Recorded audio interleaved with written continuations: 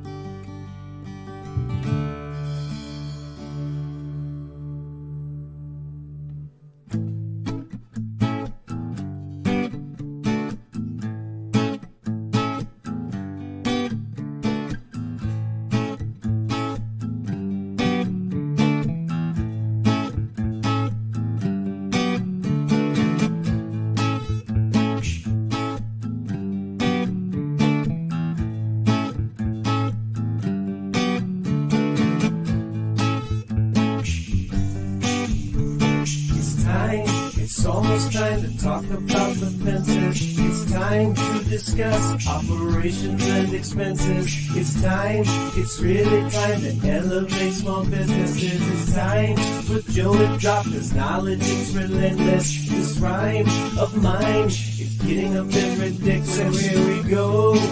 We're live with Joe. Enjoy the show.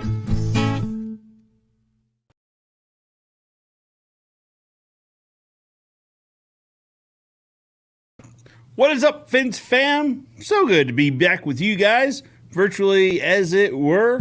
Good to see you guys for another live Q&A with you guys, the guests. Everyone's the guest this week. If you guys are listening on the podcast, you are listening to a recorded version of a live Q&A I host every Saturday from 10 to 11 Central. And I say 11, it's 10 to 11-ish. It's sometimes 11:15, 11:30. We start at 10 and we end when it's done. If you guys are watching live, thank you so much. Let us know you're here by dropping a comment and or a question. We've got plenty of time today to answer questions. One of the other things we're going to do today is review next week's. I say next week's. It goes up tomorrow, doesn't it, Mark? Yep. Tomorrow's video regarding fence installation or gate installation using Shark hardware, Shark hinges, Shark latches. It's a question we get quite a lot. It's great hardware. We use it. It is our exclusive hardware for wood gates. So figure we do a video on that, and we could review it today. But the big thing is saying hello to you guys, answering your guys' questions. As always, if you guys would want to share it out, that would be huge. Like and comment, that whole thing. The professional YouTubers, that's what they always say. Like, comment, and share. Help the channel out. So I'm sure that would do great stuff for us as well. We had a comment here 7 minutes before we started. So it's a fence question. So let's say hello to a few folks, and then we will get started with the questions. Shirk Distributors, Chris, how are you? Good morning, Joe. Watching from the city of brotherly love. Good seeing you, buddy. Ken Throckmorton, we know this guy. Good morning. Good morning, Ken. We know this gal, Susan of SAS. Hey, y'all. Hey, Susan. How are you guys? Let us know you're here by dropping a comment in the comments below. Speedy starts us off. Speedy Loco. Hey, Joe, I'm trying to put up a fence for my dad. I just need a correct of the post. I was just wondering if you can help me how to check if the posts are in line or leveled. Part 2 says, like I said, I'm an automotive painter. I know about cars. About fences, I don't really know, but just trying to help my dad. Hope that you acknowledge what I'm saying and understand. It's for my father. You got it. So the question was, how to check if the posts are in line and leveled. Well, post level is pretty easy to check, which actually, there's a lot of people here, maybe not in this, but plumb is the word you're looking for. I used level in one of the videos a couple years ago, the post foam video. I said we're going to check the post level, make sure make sure the post is level. And I was educated that the correct term, the only term to use in that scenario, is plumb. But you would use a level to check the plumb of the post. All right. How to check if it's in line? Opinions differ on this one. The easiest way, especially for some, you're helping your dad, it's doing it probably on the weekends and the evenings. Get a masonry line, just a cheap string. Start at one end, run it all the way to the next end, all the way to your end. That'll give you a great reference visual as to if the posts are in and out of line. There's a lot of people that would say you could. Let's see, did we say what kind of fence it was? We didn't. So, but you can typically sight from the first post to the last post, just dominant eye. My dominant eye is right. So you can kind of check and see if the last post lines up with the first post and then sight the rest of them in. But like I said, if you don't do it all the time, that's probably an acquired skill. String line would be a great way to check if they are in line. So use a level to check the plumb of the post, and then a string line to reference how close those posts are to being in line with one another. Hope this helps. Let me know at follow-up if that is helpful. Richard Gamino says, can't wait. Richard, so glad you joined us today. Kashirk says, Joe, so many videos now of the no-dig concept. How's it working in rocking conditions? And what about heave from frost and ground movement? And then warranty issues down the road since this is so new. Yeah, so it's not necessarily a new concept. It's something that's taken off recently. I mean, people have been driving posts, especially like in the ag community, for decades. But it's recently caught on in the fencing. I say recently, but there's fence guys that have been doing it, but it's maybe caught more prominence lately. Question is, rocky conditions, you can drive posts. Depends on what you're driving and the strength of your driver. So like we could, if we really got after it, we could no dig. We could drive a heavy wall like a 40 or 80 weight pipe with a. Usually we would use a hydraulic driver to drive that thing down. How's it with frost heave? So it's actually less affected by frost heave. You would still want to get it down past the frost line. Same thoughts as what we're thinking about with concrete, which 3 foot's kind of the good rule of thumb is where to start with driving anyway. So I understand up north, you'll want to drive a little bit further, but it also has less surface area. When we're talking about frost heave, we're talking about the ground freezing, compacting and pressing, putting pressure on everything and pushing rocks, whatever, posts up out of the ground. So getting below the frost heave anchors that, but the more surface area you have, the more likely it is to heave out. So if we're driving a post, you have much less surface area for that frost heave to push out. Warranty issues, it would be a wait and see thing, I would suppose. But I mean, it depends probably what we're talking about with the warranty also. Dan's with us. Dan is maybe the president of the Stringline Gang. I'm not sure. We'd have to check that, but he is absolutely a vocal member of that. I'm concerned since it's so new, then down the road 3 to 5 years, we all have these warranty issues. Well, what warranty issues are we thinking about? I mean, if you're talking about the like the iPost, it's a solid aluminum I-beam. I'm not sure what warranty claims we think we might have with that, but we could certainly look into it. Sudzio says, what is your favorite gate opener? That's a good balance of cost versus longevity. 16-foot farm gate. Well, so it's been a minute since we installed gate operators. We have a partner who installs a lot of gate operators. They prefer LiftMaster. When we were installing gate operators internally in-house, I liked the Viking brand. It was a board that I knew and understood, and if you understood one board, you understood them all. They were pretty straightforward. They're easy to get a hold of as far as any sort of tech support issues we had, or any issues with. So Viking I liked. For a farm gate, they had the G5, which is an actuator arm. So it would be great for a lighter gate like that. But, I mean, that's with farm gates, cost kind of comes into play though too, right? So you see a lot of lower cost operators sold at these farm stores or at, that sort of thing. You'd generally want to stay away from something like that. I mean, this is going to be several $1,000s for one of these gate openers to do it right, to have good quality hardware that's not relying on plastic internals that are meant to be thrown away instead of repaired. Viking is my vote. There's a lot of folks that love LiftMaster. It's a great brand. Either or maybe. JC Fence, what is up? Hello. Volt Fence says Dan is the Stringline King. Yeah, I think you're probably right. Jed Urel says, I'm about to start nailing my pickets on today. I plan using 1 3/4 by 0.92 galvanized ring shank nails. That will hold pickets appropriately. Sounds great. So 1 3/4 is a great size. So I was having this conversation with somebody in the comment section of one of I think it's probably the nail versus screw video the other day. They were wanting to know if they could use a longer screw, like a 2-inch screw. The problem there is you run a very real risk of blowing the nail out the other side of the 2x4. If we're talking about, well, you said nailing pickets. Yeah, so blowing the tip of that nail out the other side of the 2x4. We actually lived in a house. Oh, gosh, it's been 8 or 9 years ago now. And when we moved in, whoever had built the fence, it was likely whoever the home builder had hired to build this had used longer nails, probably a 2-inch. And so there's little sharp points all on the outside of the fence, or all on the inside of the fence, but outside the 2x4.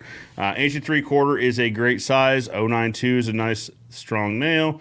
Galvanized ring shank. I think you're off to a smashing start.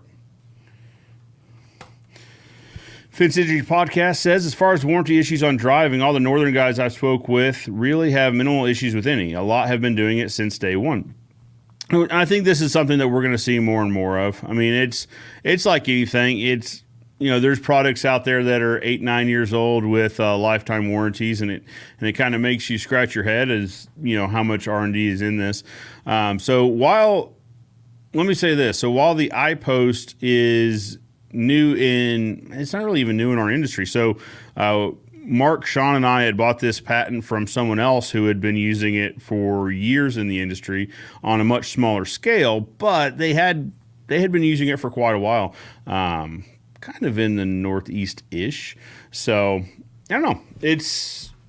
I totally understand if it's a wait and see thing. A lot of people have had great success with it. Front Rock Fences. Good morning, Joe. Good morning, Front Rock Fences. Chris says, final question of the day on this topic for me. Are fencers giving clients a cost option of digging and concrete versus no dig, or is it more means and methods and a single price using no dig only? It would probably vary by contractor, Chris. I think once you decide on an option, you would probably just go with that. So, I mean, even before the no dig, I mean, you could drive posts. I mean, this isn't a new technology at all as far as that goes. And guys were used to setting posts, so that was just the price they would give. So right now we set with concrete, like when we're talking about wood post, we still set the Postmaster post where a lot of guys drive. We don't give a price on driving them just because it's not our standard option. But if we did both, I would probably use a case-by-case basis on which I thought it would go the best on as far as driving versus concrete. Is this in a rocky part of town? If the soil is great and it's a minimal fence to where I'm not worried about, if it was 30 posts, if 10 of them had to be dug, I probably would just dig them all. But if it's 4 or 5 posts, it's in a great part of town that digs really easy, I probably wouldn't even give a price option on digging a setting with concrete, unless the customer expressed concern or something like that, which we certainly could. But I think it's a contractor to contractor question. I mean, you would just do what sounds best to you and you think your customers would appreciate. But I think a lot of contractors are probably giving one price based on the method that they use the most, if that makes sense. All right, guys, drop your comments or questions in the comments below. We will definitely get to those. So let's bring up. So we use shark hinges when we're building wood frame gates. It's just exclusively what we use. It's a 2.5 inch Schedule 40 steel post on the hinge and the latch side, or in the case of a double gate, on both hinge sides. Of course, the hinges bolt to the round post and then to a steel frame, directly from the steel post to the steel frame. If you guys are in the fencing industry, I'm sure you've heard of these and you've probably seen them. We've done a couple videos on them, and there's a lot of questions on how to install them. The most common question we get on the Shopify store is, what should I set my gate openings to? Is there a setback from it? We were just talking about all the posts being in line. Should I set my posts back? That's right. How do you build the gate frames? What can I tell my fabricator how to build this gate? So we put together a video. And it's a big one. What did we say it was? It was 40 minutes? 45 minutes. 45 minutes long. So we're not going to sit through the whole thing. What we're going to do is I'll play parts of it. As I see your questions come in, we can press pause, discuss it, talk about it. We can go from there. So without further ado, let's bring this thing up. So like I said, if you guys have questions, drop them in the comments below. Even as this thing's running, you can press pause on it and we can discuss.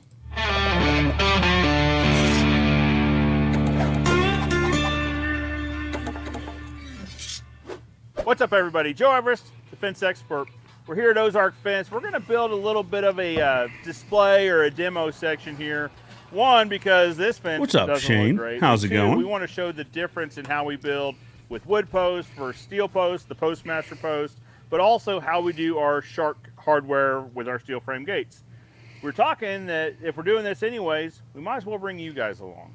So we've already got our string line laid out. Basically, what we're wanting to do is act as if this is the neighbor's fence. We're going to continue this line out until we get to the end of our section. Now, if you guys have probably noticed, we've got utilities here nearby. We've got AT&T Digital here. We've already double checked, and we'll double check for you guys again that our line is not going to come within 2 foot of the marking line. That 2 foot safety zone. Is that right, Scott? That is correct. And I think we are plenty. We are at 3 feet.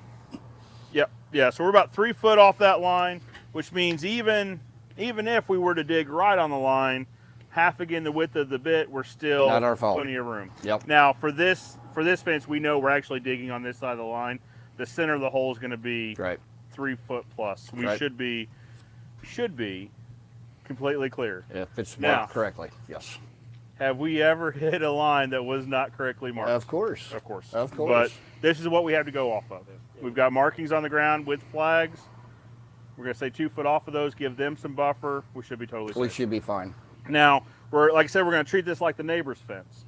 So the problem is we've got a footer here. We've got a concrete post. For the sake of this demonstration, we're not bringing it up. We're actually going to set a post right next to it. So this is going to be one of our this is going to be our 4x4. Yep. But we've got this gap here. Right, so say we've got dogs or kids, this gap, we don't want it anyway.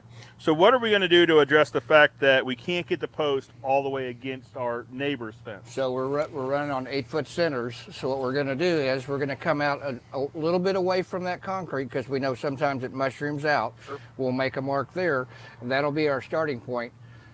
And then we'll overlay our 2x4s up to it. That way we do not have to nail onto the neighbor's fence. Yeah, since this is a wood post, we can actually go past the post, cantilever the rail out past the post, cover it with pickets, and no one from the outside would be the wiser that the post isn't on They'll never the know. edge of that. Yep. So Justin, let's put our first mark here. A little bit off. Okay. All right, well, now let's talk about that. So Justin just measured a couple inches off the line. Why aren't we marking right on the line? Well, we're pretty close now. I'm going to center that, and when I'm digging with my auger, it's going to grind out the other side. Okay. So we're good there. Well, and one thing too, I think that we're accounting for is that this is the finished side, right? This is the finished line, where this is the face of it. So we know we've got a 2x4 and a post, so we know we need to come off that a little bit when we're digging. Right. Now I know everybody does it different, Sure. but with a 3-man crew, Justin's usually in front of me marking, and Okay. I've got another guy right behind him, so that my auger, the tip of my auger will make shorter holes Okay. Yeah. all the way down. It's kind of making a pilot hole. If we were drilling wood, Yep. we drill a pilot hole to make sure the big bit Yep. goes exactly And where we'll we want. find out if we're on a boulder or a tree root, and we Yeah. may make adjustments if we have to. All right. So what is our next measurement? So the next measurement is going to be our gate post. Right.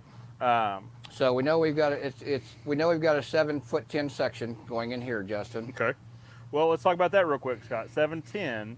Now, typically on wood fence, we talk about 8-foot centers. I've seen guys with Postmasters and using the shark hinges try to measure things exact. We Yeah. don't. I'll saw off 2 inches all the time Okay. to make things faster for Giving yourself a 2-inch buffer. 2-inch wiggle room. Yep, Okay. that's what I usually to do. hit roots or Yep. rocks or whatever. Yep, yep. So we're at 7'10", Okay. and we know that's going to be a gate post in this yard. All right, Scott. So this is actually going to be our single gate opening. Now we know our gate frame measures 4 foot wide exactly. What is our opening going to measure? Okay, we're going to measure this out for digging purposes. We're going to measure this out at 4'8". Okay. Give myself a little bit of wiggle room. I've got an 8-inch auger, so Well, and we're allowing 8 inches for hardware, right? So that allows for your shark hinge and your shark latch. If you've got a 4-foot gate, it'll be 4'8". it'll stretch out to a 4 foot, 7.5, 8-inch. Sure. Now, and here's the important part too, is we're going to measure, when we set these posts, we're going to measure it from the inside of one post to the inside of the next post is going to be our 4'8". It's not going to be a center measurement. It's going to be an inside measurement. It's not going to be exact, and not everybody's going to have an 8-inch auger to drill with. Sure. They may be hand digging them. Like if that's my center point to center point, I may be bumped out a little bit here or there Okay. to make sure I get concrete all the way around the post. Yeah, well, that's fair. You don't really want to get into a point where you've got to set a post on the edge of the hole. Yeah. You want concrete to completely All the way encapsulate around the it. post. Yep. Okay, so we've got our 4'8" gate opening here. We're going to go one more section. Now this section, we're actually going to go to a Postmaster post to show what it looks like using Shark hardware with Postmasters. What's our measurement here? And again, we're going to go 7'10". Okay. It's 8-foot panels. We stick with 7'10". Gives us a little wiggle room. 2-inch wiggle room. Yep. Not everybody's going to do it. Well, I think that's fair to say. Like, this is how we build the fence. There's probably a million different ways to build this fence. There are several. This is what works for This us. makes us go fast. All right, so we've got our 4 posts marked out. We've got a 4x4. We've got 2.5 inch round. They're going to be scheduled 40. And we've got our Postmaster Plus post ready to go here. Yep. The only thing left to do is dig them out. That's it.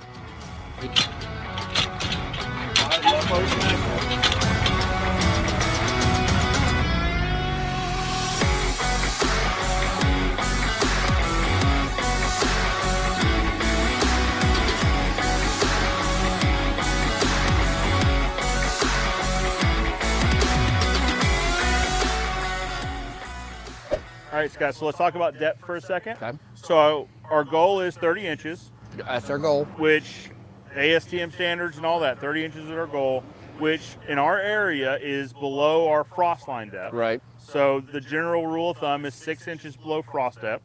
Here in Greene County, the Ag Department says our frost depth is 20 inches. 20 inches. 26, but we go for the 30 to be closer to the ASTM standard. We ASTM try. We're just in a very rocky area. Right. Well, and so let's talk about that. So if this were a full-scale job, you drill as much as you can get the first go-round, Right. while continuing through, because you've got a couple guys here ready to try to Whether you break rock or roots. Yep. Whether you got one guy or two guys, he's still working the holes as I'm going around the rest of the house Okay. or the business. Yeah. Yeah.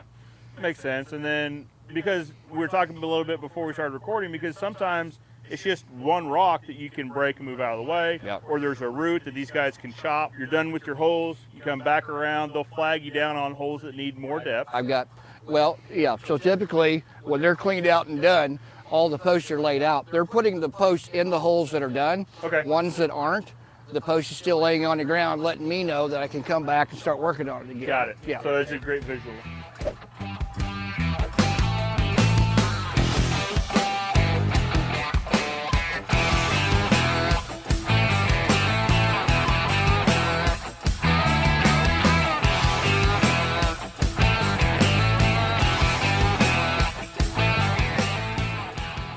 All right, so Scott, let's kick a hornet's nest real quick and talk about concrete. Boy, Now, this is the portion of the video where we will reemphasize that there are many ways to do this, and there are many ways that work. and they mostly all work. That's the thing. Could we call in a ready mix truck for this? Probably. Sure. For 4 holes, we're going to have to dump the rest of that concrete somewhere, right? It's less than the minimum. But even that, if it's 300-foot job, do we want a ready mix truck here when I've got a machine with forks? I can drop all these. Yeah. Yeah, this is the discussion. Or can we dry compact it? Sure. Absolutely. Sure. I've seen it work. I know it works. Yep. Our process for our company, Yep. take that for what it will, YouTube, for what it's worth, is we're going to add some water to the bottom of the hole. We're going to put a little bit at the We're bottom. going to add the concrete. Yep. We're going to add water to the top of the hole. Yep. And then we're going to stab it to mix the We're gonna pull it up a little bit and go back down, and then we're gonna kick dirt around it, and then we're going to stomp our dirt and get a firm handle on the post. Because we're installing this as if we're installing residential fence. Yes. Now, if we're installing a commercial fence where there's a specification, Different. completely different conversation, Yep. right? There's not a spec. This is residential grade. This is how we would normally install a 6-foot privacy fence in somebody's backyard, and how we've been installing it since 1955. Okay, so on subject to concrete, very quickly, we're using a Quikrete product, Right. pre-bagged, pre-mixed, Ready to go. so that we know that the concrete mix in every hole is going to be consistent. Ready to go. Now in the past, when I was a kid, we would mix raw material. We'd take each ingredient separately, mix them, then pour them in the hole as well. Which works. It works, but what it led to was inconsistencies. Yep. Right? Two different people shoveling at 2 different ratios led to inconsistent concrete. You and I could shovel wheelbarrows consistent every time. Sure. But when you got guys coming and going in and out of the rotation of working in the backyard, Because that was typically the new guy. Yeah. The new guy was up on the trailer mixing concrete, usually, which yeah, is probably what led to some of the problems. we all start somewhere. That's right. But this gets us consistent concrete, Yep. hole to hole. It's going to meet the PSI that's on the bag. Yep. We know for a fact that these holes will be set. Yep.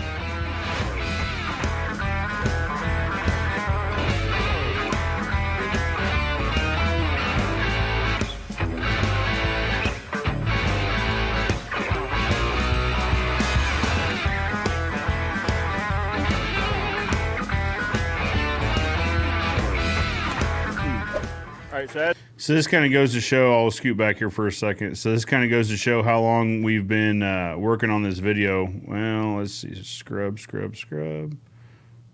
Well, they are way too far.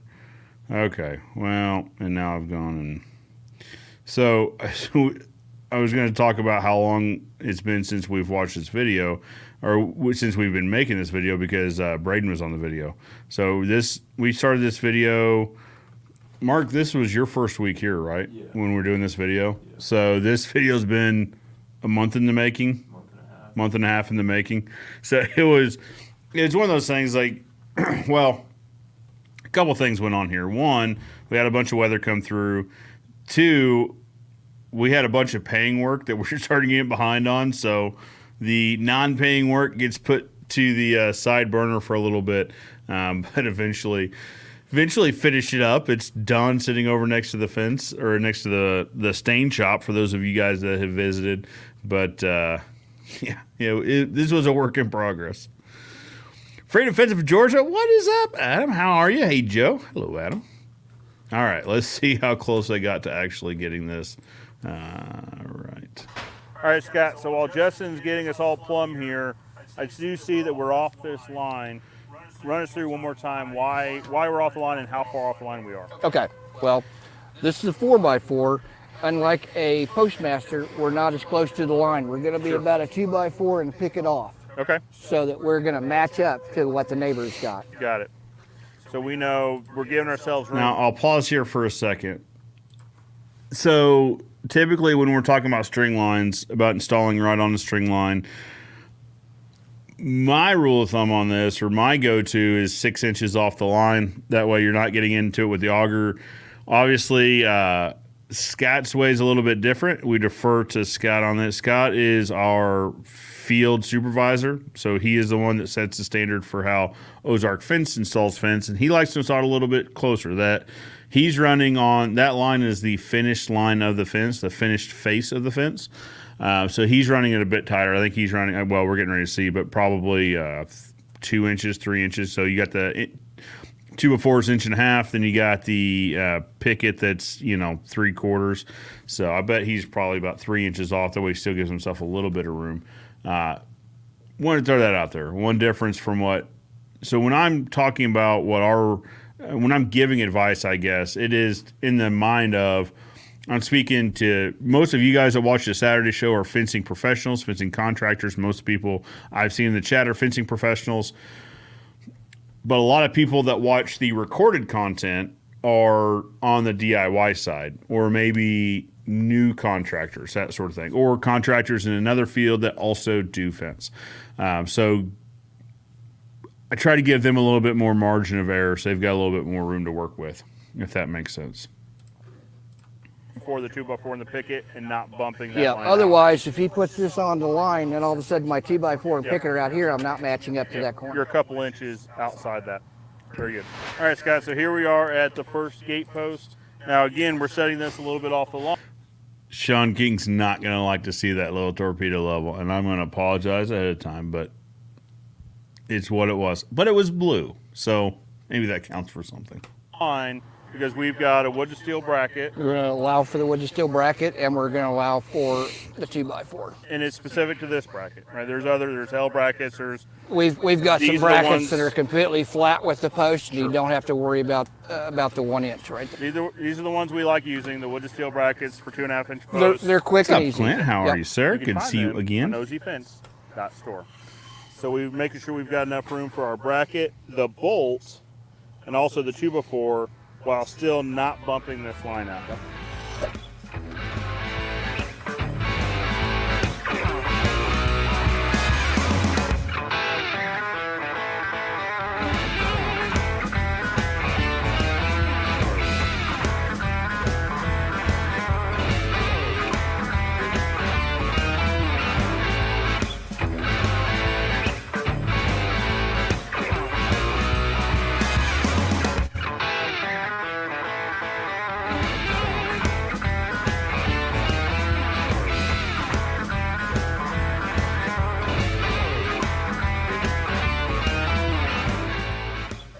Let's talk about orientation real quick. So we've got the top hat portion facing the finish side. That way it's easier to cover Right. as we're running pickets over. Right, our 2x4. Now, how would we do this if we were going to run? Well, and let's talk about offset. So the top hat is roughly the width of a picket Yep.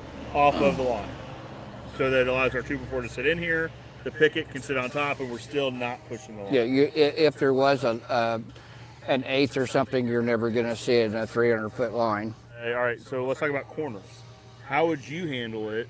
You being Scott, how would you handle it if we were to turn this 90 degrees if we were going back over to the Okay, building?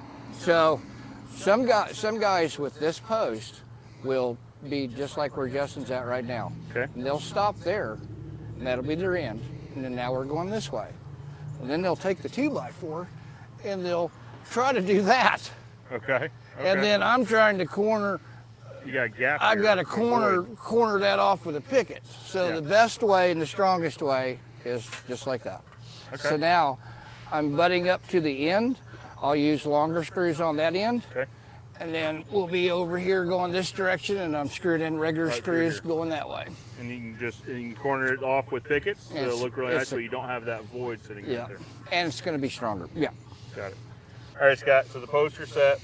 Now we're going to get the Quikrete. Typically, we'd give them a day and a half, 2 days to cure. It Summertime. happens to be a Friday. Yep. And right now, temperatures are mid-70s, something like that. So we're going to give it till first part of next week, come back and nail this. Now, typically what you'd see, if this were a production job, if it was on our schedule, we'd set it on either a Monday or Tuesday, nail it that Thursday, Friday. So set Monday, nail Thursday, Yeah. set Tuesday, nail Friday. In the summertime, 2 days.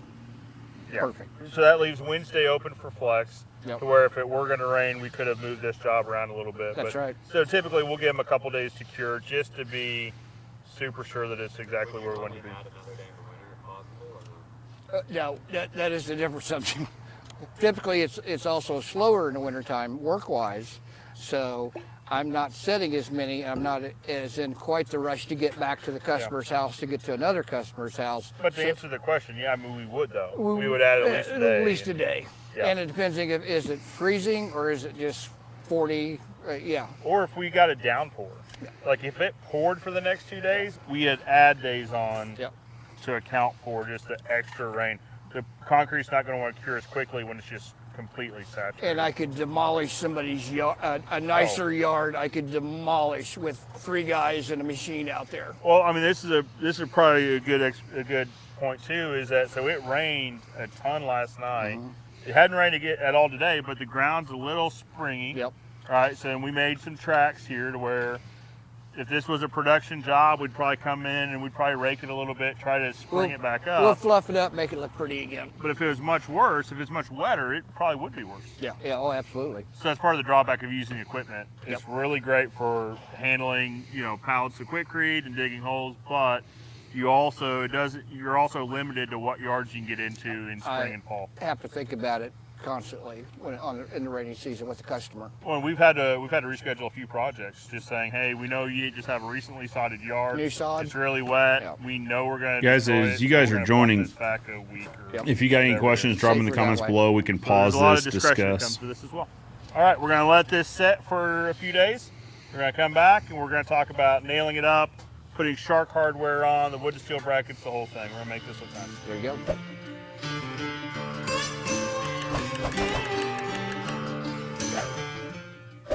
All right, guys, through the magic of YouTube editing, it's a few days later and these posts are set up and ready to go. Now, before we can build the gate, we've got to build the fence so that the gate has some support on it. Now, Scott, to attach the wood fence to these round steel posts, we're going to use the wood to steel adapters. Right. So these are Nationwide Industries. If you guys watch the channel, you actually saw Scott and the crew replace some fence over at Kansas Station All right. using these. They're Nationwide Industries wood to steel adapters. We like them a lot. You can buy them from any of your favorite Nationwide suppliers, including ozfence.store. So, Scott, run us through, how do you know exactly where to place these brackets? Well, I know everybody does things a little different, but for me, I use a stick to get myself close to my height. Okay. So I'm going to set mine at about 66 and a half, Okay, 66 and a half. knowing that's the top of my 2x4. Okay.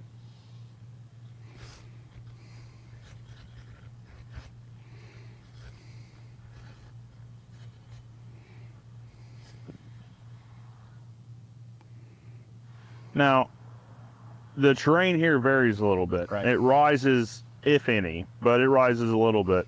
So what we're likely going to see, or what we will see on the fence, is that top line follows the grade ever so slightly. Yeah, I'm positive that'll probably be completely level, but we will come up the incline just an inch or two. Sure. Yeah. The other way to do this might be like a stair-step approach. If this were a longer fence, some people might want to keep the top level. Yeah. And so then you would see the stair-step where it would rise. But we like to follow the grade. That way it looks more contoured so that every post is marked at 66 and a half. Looks much better that way. Now let's pause here for a second. If this was a longer line, you would likely mark this all out, but then step back and kind of adjust post to post. I've done it long enough to where I can notice the humps and get an idea of when I'm going to move it up an inch or two. Gotcha. But you always start at the 66 and a half and then go plus or minus depending on I terrain. can change it every post I go to. That's Okay. correct. Well, now that we've got the specifics outlined, let's build the fence. Let's do it.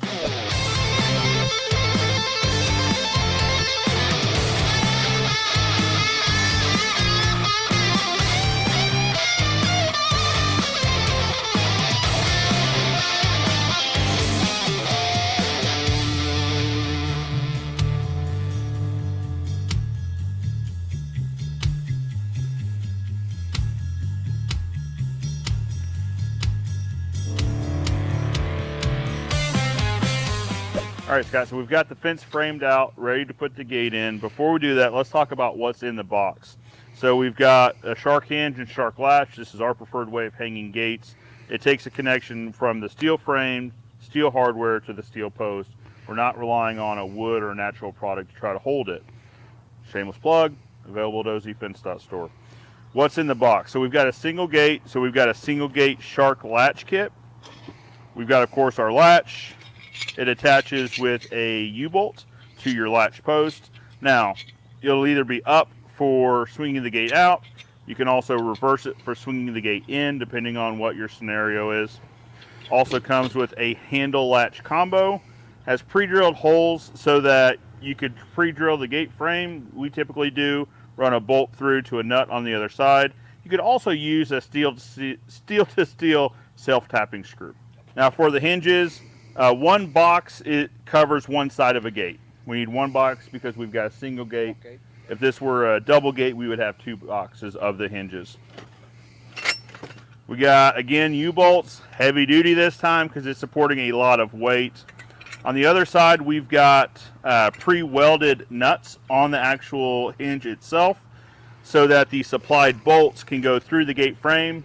You would need to drill the frame out through the frame into the pre-welded nuts. Now, depending on what size gate frame you have, you might need to trim off the bolt on the other side so that when it's in the fully closed position, it sits nice and flush. All that being said, let's throw it on. All right, so we've got the holes pre-drilled on our gate frame. We also have the 2x4s pre-mounted. We know this side is going to be facing out because the smooth side, the pretty side on this fence is going to be facing out as well. So we know our hinges are going to be oriented to where the pin, the hinge pin, is also going to be facing out. When we're done, the only part of this hinge we should see will be this hinge pin, but it's important to note it will be visible. These aren't a hidden fastener type system. If we were swinging it in, easy peasy, we'd flip the gate hinge around. The pin always faces the direction of the way the gate's swinging. So again, we still have our pre-drilled holes, bolt the hinge to the frame, swing it whichever direction this pin's facing. All right, guys, so let's talk about the gate frame for a second. This is an 1.5 inch square galvanized steel gate frame. We build these in-house at a fabrication shop. If you guys have watched the show, you've met Matt already. To explain more about the gate, how we build them, let's throw it to Matt. Thanks, Joe. We're over here in the shop and we're going to be talking about how to throw together a gate for the shark hinges and the shark latch. I figured it'd be two good talking points. One would be the takeoffs, the distance in between the post and the gate frame, and kind of give you just an up-close view of that. And then the second talking point would be basically where to fabricate the holes in the frame so that the shark hardware can be adapted to the frame and then put on the post. So we'll go over and talk about the first one. Here we have the shark hinge, and it's made to adapt onto a 2.5 inch outside diameter post. It comes with a hinge and then a U-bolt. It's actually pretty handy. It's got the U-bolt and basically just an impact that you can get around. I believe that this one is a 7/8 inch nut. They've got a cutout here for you to be able to put your impact in here and tighten them up. And I think the easiest way to do it would be to actually put the hinges onto the gate frame first, and then have somebody help you hold the gate frame with the hinges on it up to the post to get the U-bolts around the back side of the post. So you got the hinge here, and then the other part is the latch. Now they make two different types of latches. This particular one that you're looking at is for a single gate, and really the main difference between a single and a double is that the single will attach to a post, again 2.5 inch, and the double will actually basically just be this section here without attaching to the post, so it just goes to one of the frames of the gate. But really, when you buy the shark hardware or the shark setup, you're going to want to account for how much space is in between the hinge and the latch. So for a single latch, basically just go from inside of the post, just past the outside of here. We call it about 3.5 inches, and that's a good, just a good area for the gate to come in here and swing. Each one comes with the latch and then also this handle slash striker bar. It's basically 2-in-1, and this would get mounted to the actual gate frame, and then as your gate opens and closes, the striker bar is what connects to the latch. And they should be able to show you back on the other side kind of what that looks like when it's all put up. So we just went over the takeoffs for a single latch, and we decided that's about 3.5 inches from the inside of the post to where you want your gate frame to hit. And this is the single latch.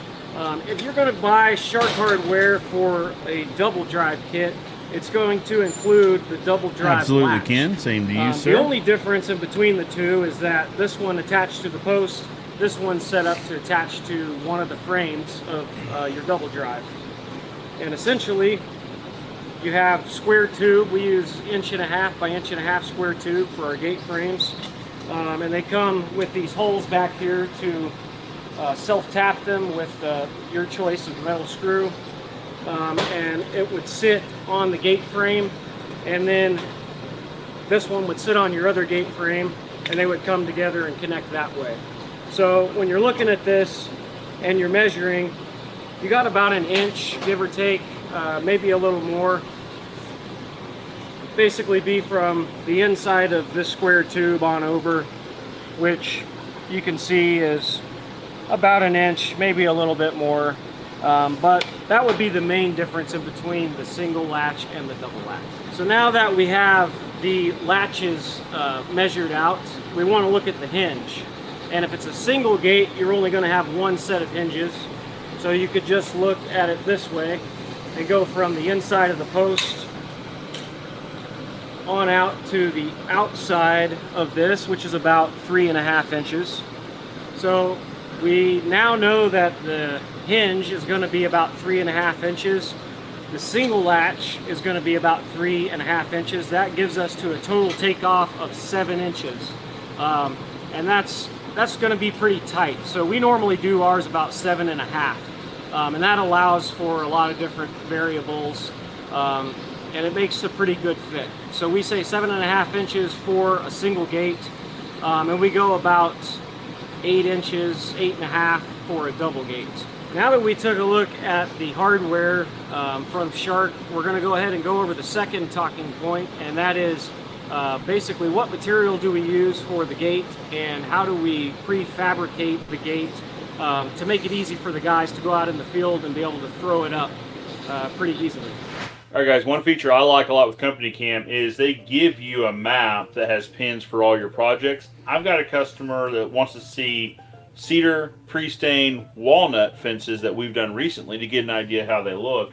I pulled up the map icon on my Company Cam project folder, and it's going to show me all of them, but it only shows 50 at a time. So this is 50 of the 420. But because we had the labels that I showed you guys last time, I know there's a label for pre-stained walnut, and it'll show me all the projects that are pre-stained walnut. I can simply click them. I can grab the address and send that to him, or I can download a few photos as a montage, send those to him as well. Company Cam is great for contractors because it makes my job and your job a whole lot easier. So here we are, part 2 of our talking point. We just got done going over the hinges and the latch, the takeoffs, the differences between the latch of the single and the double gate latch. Now we're going to be talking about basically fabricating the frame of the gate, or the gate in its entirety.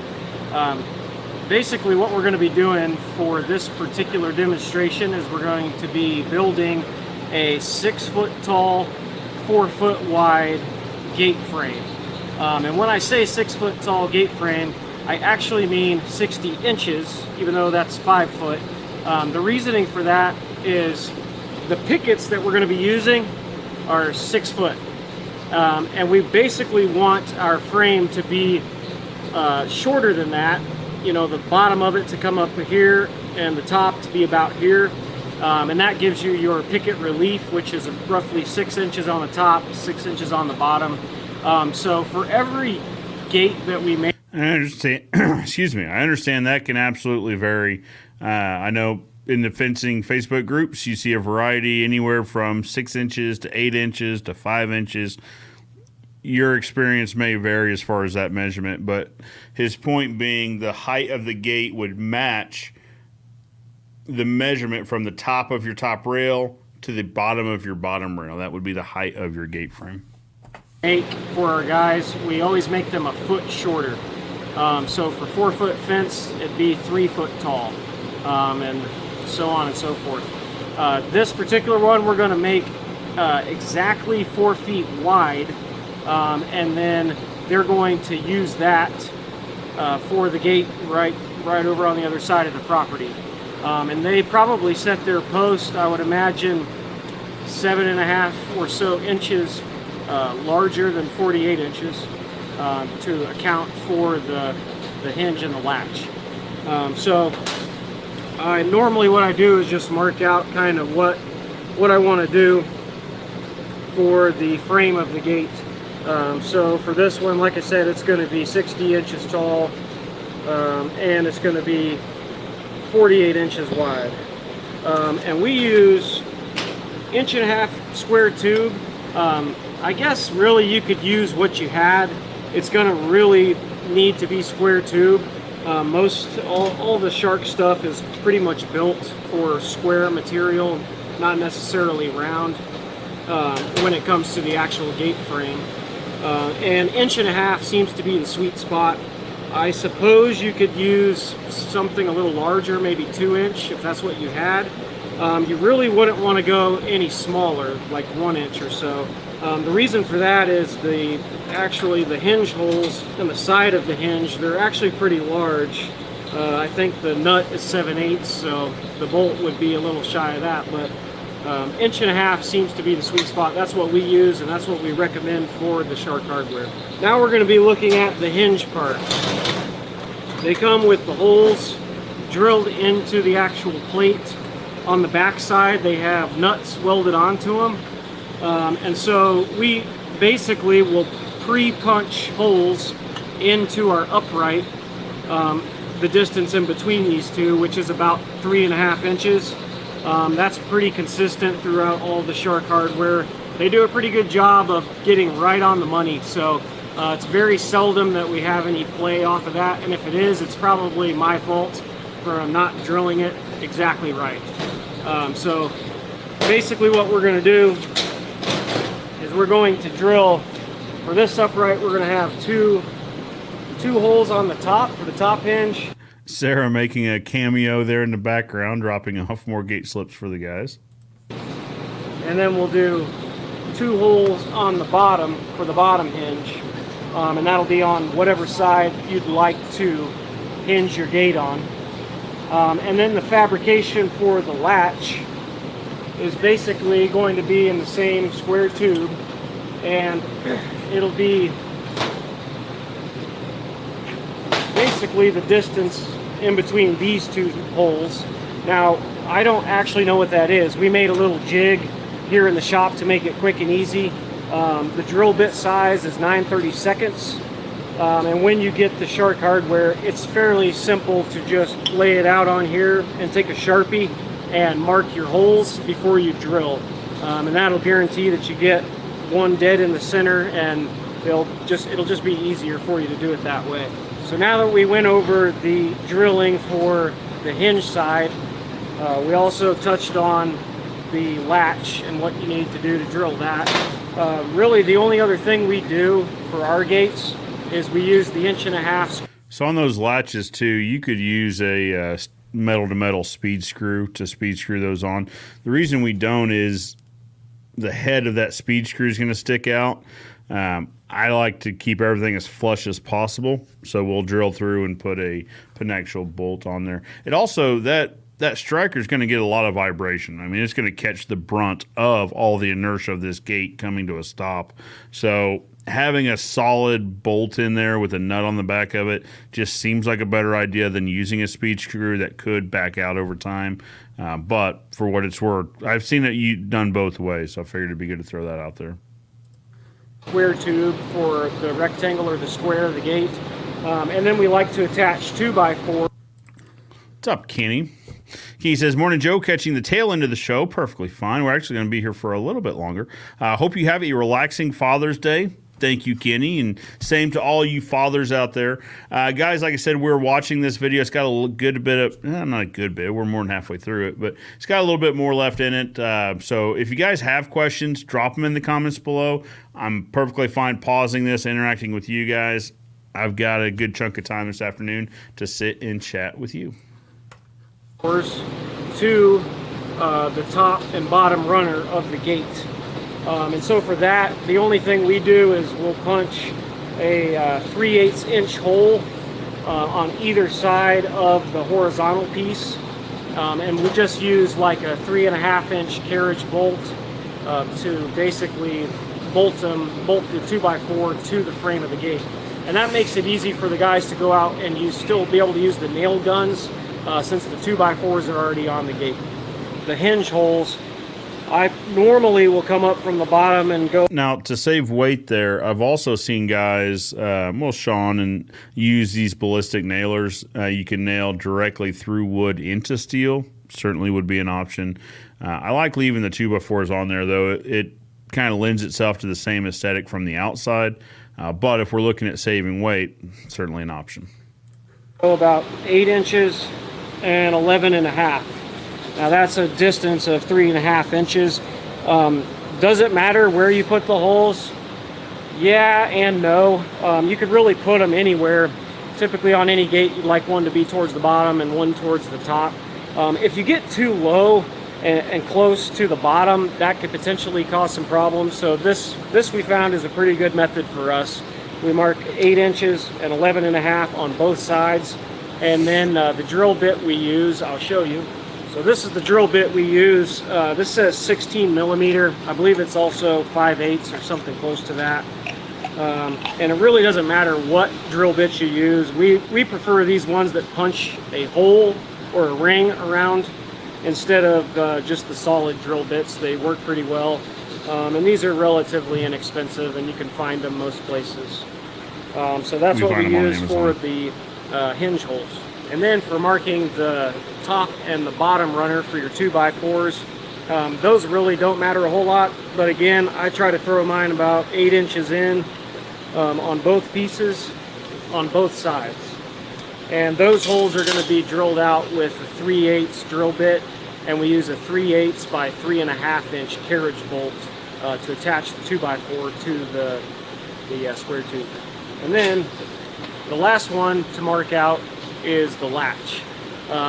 Now for the single latch and the double latch, I guess, basically what we do, if we're going to be doing a 6 foot tall gate, then we're going to want the latch to be roughly about halfway on the gate frame, and that puts it at a comfortable height to grab.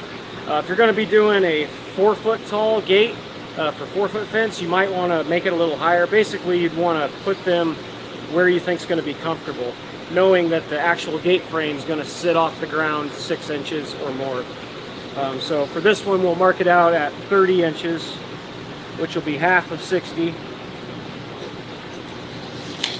And then, like I said, I typically just use a spare striker to line it up on my lines and mark a couple of holes. And then that way I have a visual reference to drill the holes. Once I got my latch holes drilled in here, I have just another latch with a couple of bolts in here, and I just put it in here and make sure that the holes are aligned properly, which these ones are, so they'll be good to go.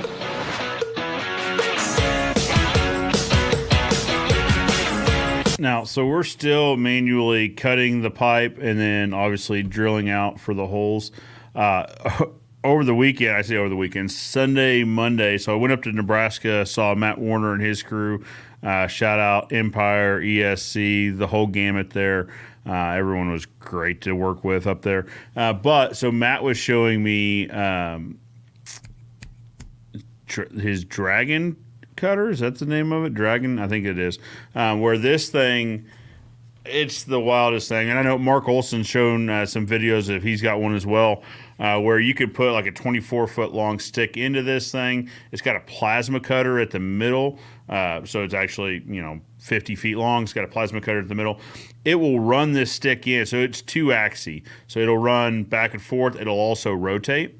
So it'll run it in, cut holes, flip it over, cut holes, run it out some more, chop it. It can chop, it can chop miter cuts into it. It can chop what notches, whatever you want into it. It can also etch. So it can, title pieces, that sort of thing. It can label pieces.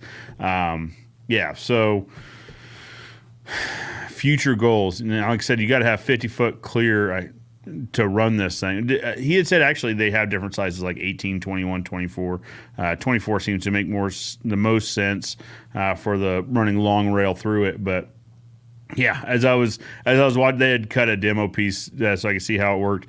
As I'm watching this, I was like, oh, this is the way the gate building shop's going.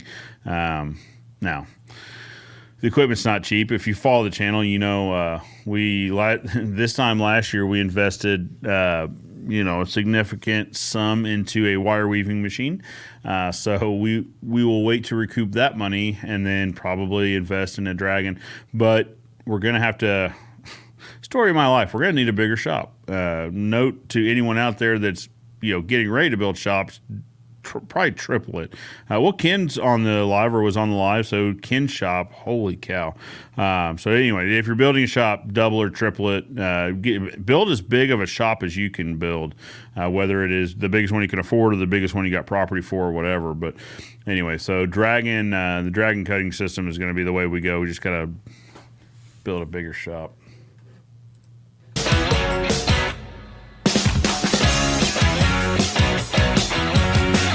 Up. I guess build some fences.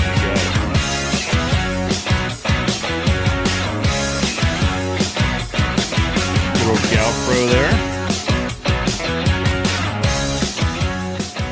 So now that we're done welding the gate frame, the last thing to do before it leaves the shop is to throw 2x4s on it. We're going to go ahead and attach the 2x4s with 3.5 inch by 3/8 carriage bolts right through the 3/8 holes that we drilled on the bottom and top runners. The only other thing to note on these is when you throw your 2x4s on, you want to make sure that they're not sticking out further than they need to be on the side. Since those shark hinges close and they have pretty tight tolerance, you're going to want to get them flush on the outsides of the gate frame.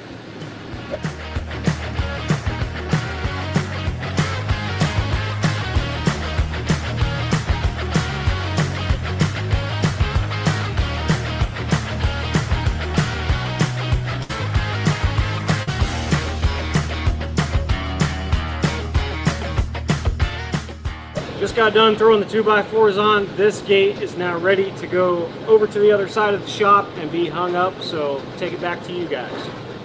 Thank you, Matt, for that great explanation. Without further ado, let's hang this gate on the post. All right, guys, one important thing to note here. When we drill these holes, we drill them a little bit oversized to make sure everything fits snug and we get it in the first try. Now, we need to make sure when Justin goes to tighten this, he's going to square it up to make sure we've got a nice right angle here. Basically that the hinge pin is square with the frame. If it's off any, this gate's not going to swing free and clear as easily.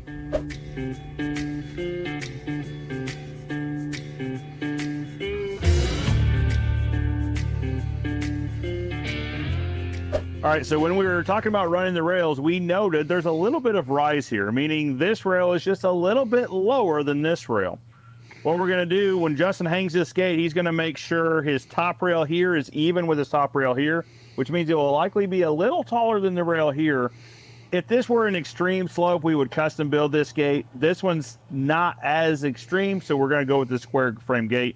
You could always build it to the drop to get exactly the right amount of drop. For this one, we're just going to match the top of the gate rail with the top of our fence rail. So as we talked about before, you might need to cut these bolts off. Now we're using an 1.5 inch steel frame. So what we see here is we're gonna have to trim these bolts off flush with the nut. If we don't, and this gate closes, it's gonna hit the other side of the hinge plate, not let it close all the way. These hinges are gonna end up having to be cocked in, and you won't get your full swing on the gate opening. Justin's gonna trim these off. It's gonna sit nice and flush, and then he's gonna set his hinge orientation.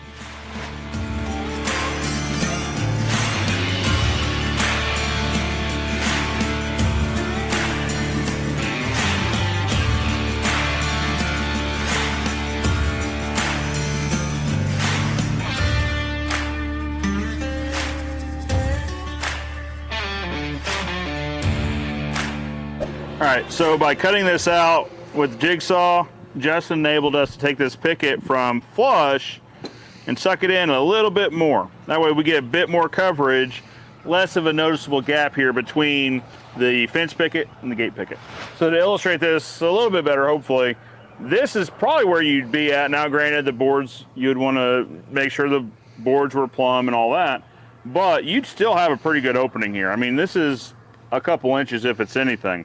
Now, through the magic of YouTube editing, I'm going to show you exactly what it looks like when Justin gets these trimmed out and installed perfectly.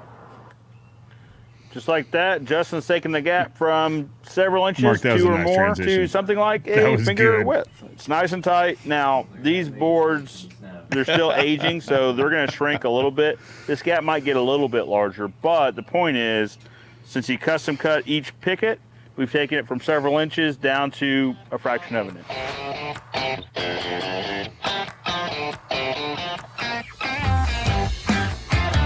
And those Eastern Red Cedar pickets look so nice.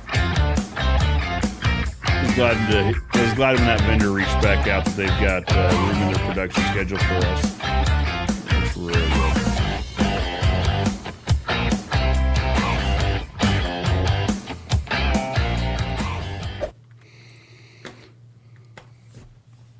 Channing Grenache, man, I'm sorry, I butchered that name. Says Concho Fence here in San Angelo, Texas. Hello. Love the channel. Keep on pumping out the fence knowledge. You got it. I always am more than happy to help. Hopefully it's helpful for you guys. If you guys have any more questions, comments, drop them in the comments below. We're getting towards the end. Let's see where we're at. We've got about 3 more minutes. All right, so for this example, we had a 4 foot wide gate. We made the opening a little bit wider than 4 foot, but the gate frame itself is 4 feet. Now these pickets are 7.5 inches. Could we custom build and custom measure a gate where they worked out perfectly? Absolutely. In this example though, we went with a 4 foot gate because that's what's most common in the industry. So we've got ourselves a gap here, and we've got a couple options. The easy way would be just to put a picket over it, overlap, nail it and go. But it seems like a shortcut. From the backside, you still see this gap. The other option is we'll custom cut, dog ear this picket to fill the gap. Now, it's important to me not to put the cut picket right at the end. That's where the customer's eye always is. And we like to put it on the end that's furthest away from the latch. If you think about it, when a customer's operating this gate, they're going to be right here. Their eyes are going to be looking at these pickets. That's why these pickets are probably the best pickets in this row of fence. It's where the attention's going to be. So the cut picket will be furthest away from where the attention is, but not on the end.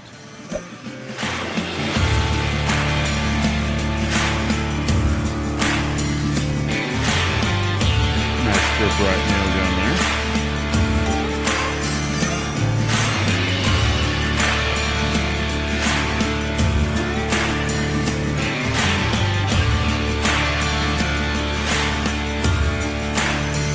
I guess we could have also said there's also the option for trimming 2 pickets. I've seen James Fincilla, maybe. I've seen James do it where you overlap 2, you nail them, you cut both pickets, and you join them together. Absolutely an option.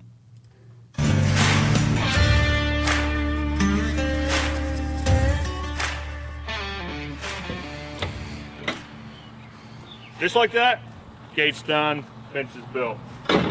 Guys, building a gate in this way, steel hinges, steel frame with steel post, leads to a gate that when we install it, we give it a lifetime workmanship warranty. Things like obviously warping and twisting aren't going to happen. Sagging is a less likely. I mean, never say never sort of thing. But like I said, when Ozark Fence installs this fence with this gate, you get a lifetime warranty because we know the gate's built solidly. Until next time, I'm Joe Everest, the fence expert, reminding you that good fences make good neighbors. And I'll see you next time. Just like that. How we build a fence with Shark Hardware. Now you guys will also you'll see that video tomorrow. If you don't mind giving it another watch, that always helps the view count. But you'll also see clips of this video coming out on the shorts platforms, or the shorts segments of the platforms, reels, etc. We'll also, if you visit ozfence.store, you'll also start seeing videos get plugged in there. Try to be as helpful as possible when people are using this. There's not a lot. I was gonna say there's not a lot of instruction that come with them. There's actually no instructions that come with them. So hopefully this video will help folks out that are using the Shark Hardware. Guys, we are at an hour and 11 minutes. Macy just walked up here, so I'm guessing it's almost lunchtime. Is that right? Yeah, I just had a good stopping point. It's a good stopping point. So Macy, come on over. Let's introduce, for those that haven't met Macy yet. Macy is my eldest daughter. Macy, say hello to the good fence folks out there. Hi. So Macy is working with us on the weekends this summer. Now, last summer you worked weekdays, right? Now, why are you working weekends instead of weekdays? I'm taking summer school for high school. This is her freshman year, going into her freshman year, and so she's knocking out some of the electives in the summer. What electives are you knocking out? PE and health. PE and health. Now, most kids would do one or the other, right? So PE is in person, Yeah. health is Online. virtual, online. Yeah, so she does a full day of health and then comes home in the evening and does, or PE, and then comes home in the evening and does health. Why are we doing that? Just to clear up like more spots for school. Yeah, talk. You guys hear her? I don't know. We'll see. Sorry. Is she coming through? All right. I'm clearing up spots for more electives because I have band, and then I also want to take Spanish and agriculture. Yep, Spanish and ag. Yeah. Yep, and ag we're pretty excited about. Macy's very excited about ag. So anyway, so Macy is working with us on Saturdays now. What's your job on Saturdays? And you gotta speak up so the mic can hear you. Sorry. I work in e-commerce, and so the main thing I've been doing is making 10 and 12 packs. Of Nuts and bolts. carriage bolts, Yeah. right? So we use a tremendous amount of those carriage bolts. Yeah. We ordered 20,000 of them, and I think we're about halfway through. So if you guys buy tension bands and brace bands on, shameless plug, ozfence.store, very good chance that Macy did the nuts and bolts on there. So anyway, Macy, good job, and keep it up. Thank you. Everyone, Macy. So, all right, but with that, I think we're going to wrap this up and put a bow on this show. Yeah, so we'll be coming to you guys next Saturday, 10 a.m. Central, as usual. For now, Joe Everest, fence expert, reminding you that good fences make good neighbors, and I'll see you next time.